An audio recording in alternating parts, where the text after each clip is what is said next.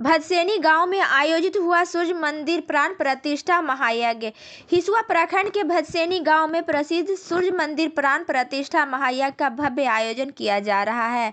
नवीन कुमार सिंह ने कहा कि भदसेनी गांव में भगवान सूर्य नारायण के भव्य यज्ञ समारोह का आयोजन किया जा रहा है, जिसमें सर्वजन कल्याण की प्रार्थना हमारे गुरुजन करते हैं। यहाँ काफी वर्षों के बाद बहुत ही बड़ा यज्ञ हो रहा है, जिसमें भदसेनी गांव की पवित्र भूमि पर हजारों श्रद्धालु भाग लेते हैं। नवीन कुमार सिंह ने गांव की जनता द्वारा दिए गए आदर सम्मान के लिए सभी को तहे दिल से आभार भी प्रकट किया। बता दें कि हिसुआ प्रखंड के भदसेनी गांव में सूर्य नारायण के प्राण प्रतिष्ठा को लेकर श्री सीताराम महायज्ञ का आयोजन 25 अप्रैल से शुरू किया गया है, जो यह 3 मई तक चलेगा। इसके लिए जोर शोर से आकर्षक यज्ञ वेदी सहित प्रवचन एवं श्रद्धालुओं को बैठने फेरी देने के लिए भव्य पंडाल का निर्माण किया गया है। सूर्य नारायण मंदिर के प्राण प्रतिष्ठा श्री सीताराम महायज्ञ का आयोजन को लेकर खास उत्साह दिख रहा है। धार्मिक भजनों से गांव और आसपास का इलाका भक्तिमय हो गया है। यह महायज्ञ समस्त ग्रामीणों के सहयोग से किया जा रहा है। गांव में सूर्य भगवान का भव्य मंदिर बनकर कब से तैयार है। आयोजन समिति के सदस्य अमित कुमार विश्वास, ग्रामीण पंकज कुमार सिंह, अभय कुमार सिंह, नवीन कुमार सिंह आदि लोगों ने बताया कि गांव के सभी लोग के सहयोग से 3 मई को सूर्य नारायण मंदिर का प्राण प्रतिष्ठा की जानी है।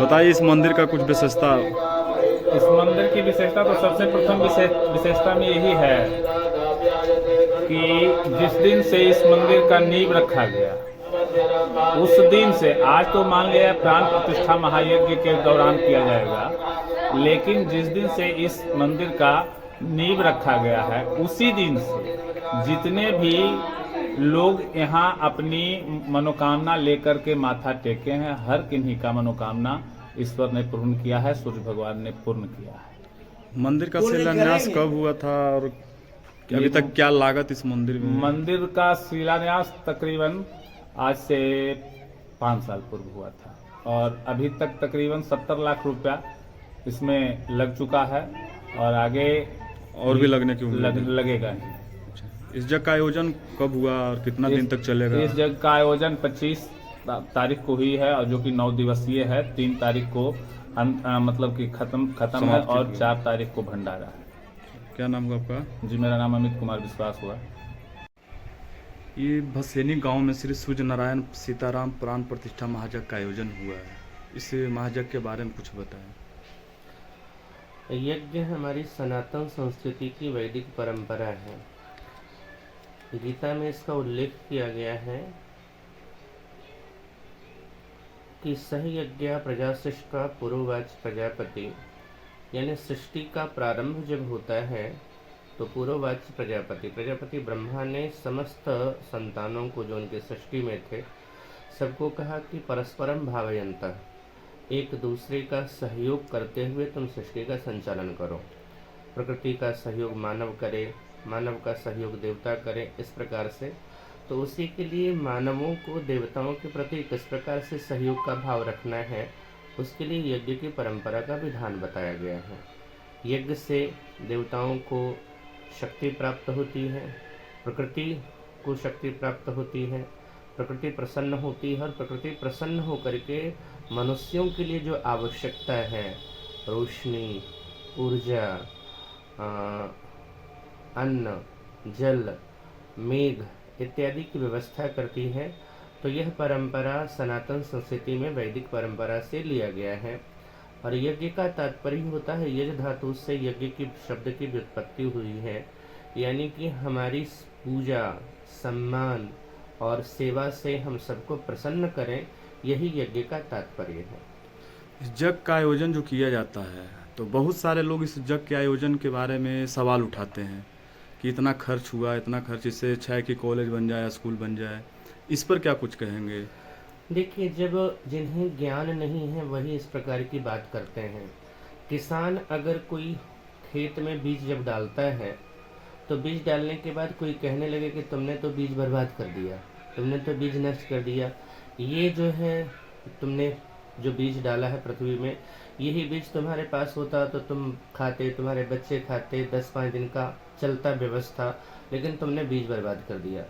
लेकिन उसको ज्ञान नहीं है कि जो बीज डाला गया है वो बीज बहुत सारे रूप में वृद्धि करके पुनः हमें वापस मिलेगा, पर उसके लिए समय लगता है। जिनके अंदर ज्ञान का अभाव है वही इस तरह से बात करते हैं कि यज्ञ के अलावा आपको मना किसने किया है कि आप विद्यालय न बनवाओ, आपको मना किसने किया है कि औषधालय नहीं बनवाओ, कॉलेज नहीं बनवाओ, हॉस्पिटल आप बनाओ ना, आपके पास व्यवस्था है तो आप करो। जिनकी श्रद्धा, जिनका झुकाव जिस तरफ है वो उस तरफ कर रहे हैं। आप किसी दूसरे का खंडन न करो, आपका मंडन किया, अपने आप का मंडन करो, लेकिन दूसरे का खंडन करने का अधिकार किसी को नहीं है। सबको अपने अपने भाव से अपने अपने अनुसार जीने का अधिकार हमें भारत का संविधान देता है। इसलिए किसी पर टीका टिप्पणी नहीं करनी चाहिए। जिनको कॉलेज बनवाना है वो कॉलेज बनवाएं, जिनको हॉस्पिटल बनवाना है उनको हॉस्पिटल बनवाएं वो, लेकिन जिनको यज्ञ करना है उनको यज्ञ करने देना चाहिए। तुम्हें यज्ञ से ही क्यों तकलीफ होती है? अगर मजार पर चादर चढ़ाया जाता है तो उससे तकलीफ नहीं होती है। तो ये सब सोची समझी साजिश के तहत सिर्फ सनातन पर प्रहार है, इसके अलावा और कुछ नहीं है। यानी सनातन को दबाने की कोशिश की जा रही है। बस यही चीज़ अगर इस्लाम के नाम पर कुछ और कर दिया जाए, क्रिश्चियन में कुछ और किया है तो कहेंगे वाह वाह देखो इनका कितना चमत्कार है। मजार पर चादर चढ़ाया जा रहा है, नेता लोग जा जा करके बड़े बड़े चादर और फूल चढ़ाते हैं, उनमें उनका खर्चा नहीं होता है। आप देखो जहाँ तहाँ रास्तों में मार्ग में मजार बनाए जा रहे हैं, उन पर टीका टिप्पणी नहीं, लेकिन एक मंदिर बन गया तो उस पर टीका टिप्पणी होती है। ये सोची समझी साजिश है सनातन को दबाने के लिए, इसके अलावा और कुछ नहीं है। 25 तारीख से जग का स्टार्ट हुआ है, मैंने महाजग का शुभारंभ हुआ है, और अभी तक जो प्रवचन आपके मुखारबिंद से जो दर्शकों को सुनने को मिला है, पहले दिन किस पॉइंट पर हुआ, अगला दिन किस पॉइंट पे होंगे?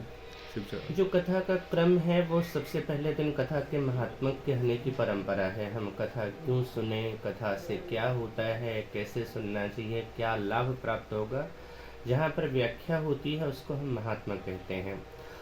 पूर्ण रूप से अगर हम इस चीज़ को देखें तो कथा का एकमात्र उद्देश्य है लोगों के हृदय में हिंसा, प्रतिहिंसा, राग, द्वेष इत्यादि जो भरा हुआ है वो कुविचार, दुर्विचार उनके हृदय से निकले, लोगों के प्रति प्रेम, सौहार्द, आपसी भाईचारा का वातावरण बने और हिंसा प्रतिहिंसा से दूर रह करके भगवान के श्री चरणों में अपने आप को समर्पित करें, भगवान की भक्ति करें, उनसे प्रेम करें, यही कथा का उद्देश्य है। बिहार राज्य की हर एक छोटी बड़ी खबरों से अपडेट रहने के लिए DL भारत न्यूज़ को लाइक व सब्सक्राइब करें।